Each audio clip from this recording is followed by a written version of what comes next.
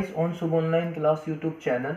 आज के इस वीडियो में आपका स्वागत है। ये रिप्रोडक्शन सीरीज़ की सबसे लास्ट की वीडियो है। इसके बाद हम रिप्रोडक्शन के एनसीईआरटी के और कुछ इंपॉर्टेंट क्वेश्चंस को डिस्कस करेंगे। तो आपका रिप्रोडक्शन वाला जो चैप्टर है, चैप्टर नंबर 8, पूरी तरीके से समाप्त हो जाएगा। उसके बाद हम नया चैप्टर शुरू करेंगे। तो सबसे पहले आज हमें देखना है रिप्रोडक्टिव हेल्थ क्या होती है। तो रिप्रोडक्टिव हेल्थ का जो मीनिंग होता है ना, उसका देखो सिंपल एक वर्ड में बताऊं तो आप पूरी तरीके से, बहुत अच्छी तरीके से, बिल्कुल स्वस्थ हैं, ये होता है रिप्रोडक्टिव हेल्थ। आपकी बहुत अच्छी है, ठीक है। Reproductive health means a total wellbeing in all aspects.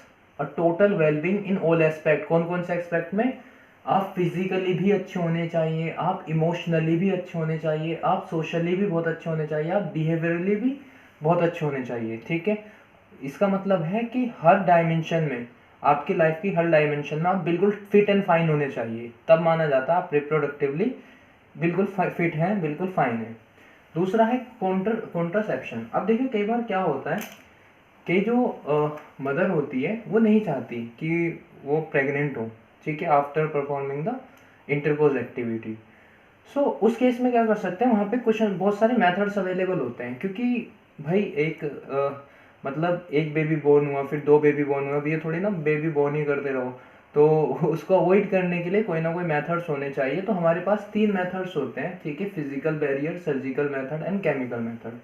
Physical barrier में देखिए हमें ये करना होता है कि जो वो है ना स्पर्म और एग, स्पर्म है मेल गैमेट और एग है फीमेल गैमेट, इनके यूनियन को रोक दीजिए। इनके यूनियन से क्या मतलब है मेरा, यानी कि इनको फ्यूज होने से रोक दीजिए। अगर इनका फ्यूजन हो गया तो फिर वही पूरा प्रोसेस, जाइगोट फॉर्म होगा, जाइगोट धीरे धीरे नंबर ऑफ सेल में डिवाइड होगा, एम्ब्रियो बनेगा, एम्ब्रियो से फिर बेबी बनना शुरू होगा, फिर गैस्ट्रेशन पीरियड के बाद बेबी बोर्न हो जाएगा। तो फिजिकल बैरियर में आपको इनके यूनियन को प्रिवेंट करना है, इनके फ्यूजन को प्रिवेंट करना है। तो उसके मैंने यहाँ पे 2 मेथड लिखे हैं, बाकी होते तो बहुत सारे हैं। सो सबसे पहला मेथड है यूज ऑफ कॉन्डम्स और दूसरा है सर्विकल कैप्स, कि आप सर्विकल कैप्स का यूज कर सकते हैं, ठीक। दूसरा है सर्जिकल मेथड। सर्जिकल मेथड में हमें 3 बातें पढ़नी है। एक तो इन मेल क्या होता है, दूसरा होता है फीमेल में क्या होता है, तीसरा होता है कॉपर्टी। तो इन मेल जो वास्ट डिफरेंस होता है, डिफरेंट होते हैं। अगर आपको याद हो लास्ट वीडियो में जब हमने डिस्कस किया था तो मैंने आपको डायग्राम में दिखाया था कि वास्ट डिफरेंस क्या होते हैं। तो उनको ब्लॉक कर दीजिए। तो वो ब्लॉक करने से क्या होगा, कट करके ब्लॉक कर दीजिए, उससे क्या होगा, प्रिवेंट हो जाएगा स्पर्म का ट्रांसफर होना। फिर स्पर्म्स जो फीमेल ट्रैक्ट है उसमें नहीं जाएगा, और फिर जब वो स्पर्म एंटर ही नहीं होगा तो फ्यूजन कहाँ से होगा, यूनियन बनेगा ही नहीं, तो फिर फर्टिलाइजेशन नहीं होगा, फिर जाइगोट फॉर्म नहीं होगा।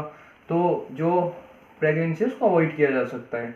जो ये मेथड है ना वॉस डिफरेंस को ब्लॉक करने का, इसे कहते हैं स्टेरिलाइजेशन। स्टेरिलाइजेशन, और इस पूरे प्रोसेस को कहा जाता है वैसेक्टोमी।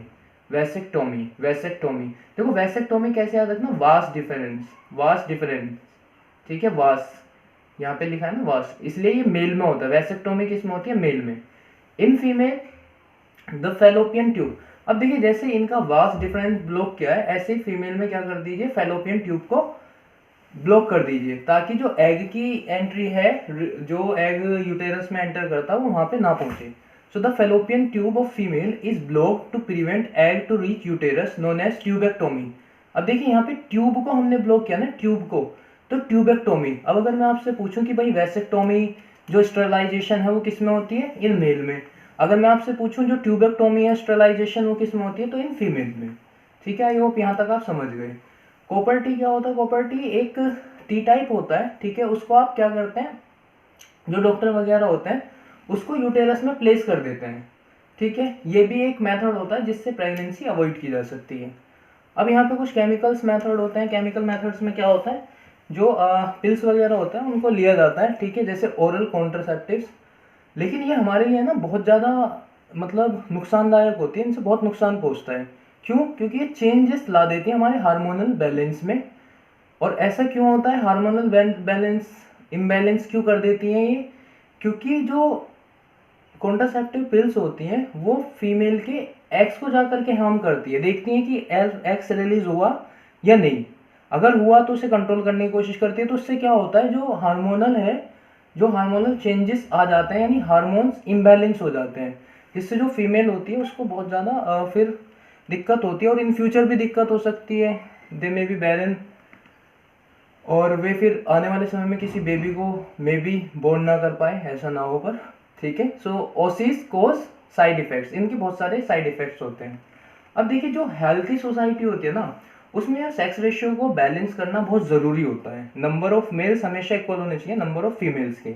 अगर ये इम्बैलेंस होगा तो फिर बहुत दिक्कत हो जाएगी। अब इसको अचीव करने के लिए हमें क्या करना चाहिए, हमें लोगों को एजुकेट करना चाहिए।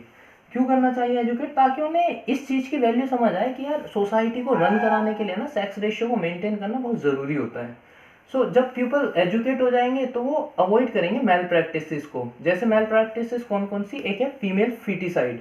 फीमेल फिटिसाइड में आप लोगों को पता है, जो न्यू बॉर्न बेबी इन्फेंट जो होता है उसको जो यूटेरस होते हैं उसमें किल कर देते हैं। क्यों कर देते हैं? क्योंकि भाई ऐसा माना जाता है कि लड़कियां पराया धन होती है वगैरह वगैरह, जो हिंदू लोगों की जो मतलब थोड़ी सी फिलोसफी है कि दहेज देना पड़ेगा, इस तरह की कुछ बातें, मतलब जो अनएजुकेटेड लोग हैं वो करते हैं ना इस तरह की बातें।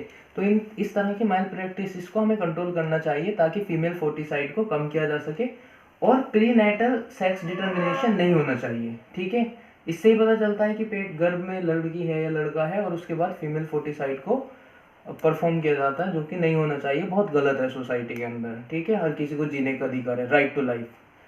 सो यहाँ तक हमने डिस्कस किया। अब समझते हैं sexually transmitted disease. Sexually transmitted disease क्या होती है? ठीक है, जब हम कोपुलेशन करते हैं या इंटरकोर्स करते हैं, जब मेल और फीमेल पार्टनर मिलते हैं तो कुछ डिसीज ट्रांसमिट होने का खतरा रहता है। ठीक है, कुछ होती हैं वायरल डिसीज, कुछ होती हैं बैक्टीरियल डिसीज। तो वायरल में कौन कौन सी होती है? एक तो होती है HIV, एक होती है एड्स।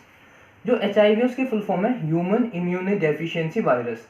ये एक तरह का वायरस होता है। ठीक है, क्या करता है ये? धीरे धीरे क्या, जो ह्यूमन का इम्यूनो डेफिशिएंसी है, मतलब जो इम्यून सिस्टम को मजबूत बनाए रखती है, उसको डेफिशिएंट कर देता है, कम कर देता है, जिससे जो व्यक्ति होता है या कोई भी लेडी होती है उसमें इन्फेक्शन फैलने की जो प्रॉब्लम है, यानी इन्फेक्शन फैल जाता है और वो डे टू डे बढ़ता जाता है, क्योंकि इम्यून सिस्टम कंटिन्यूसली कमजोर हो रहा है इस वायरस की वजह से।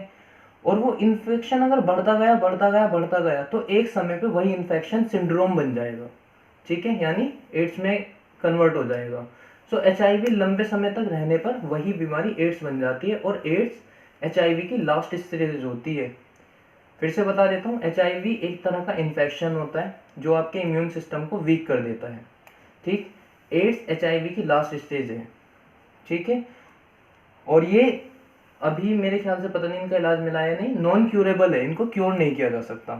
और जो बैक्टीरियल डिसीज हैं वो है सिफिलिस और gonorrhoea. Syphilis and gonorrhoea. Syphilis एक तरह से पेनलेस सोर्स हो जाते हैं आपके जेनिटल पार्ट्स पे, उसे सिफिलिस कहते हैं बैक्टीरिया वगैरह की प्रेजेंस की वजह से। दूसरा है गिनोरिया। जो STDs हैं ये हमेशा कम्युनिकेटेड होती हैं during the unsafe sexual contact. That's why we should always use the condoms. So यहाँ पे हमारा चैप्टर समाप्त होता है। अब मिलेंगे इसके क्वेश्चन आंसर वाली सीरीज में। जब तक के लिए बाय बाय, टेक केयर, जय हिंद, जय भारत।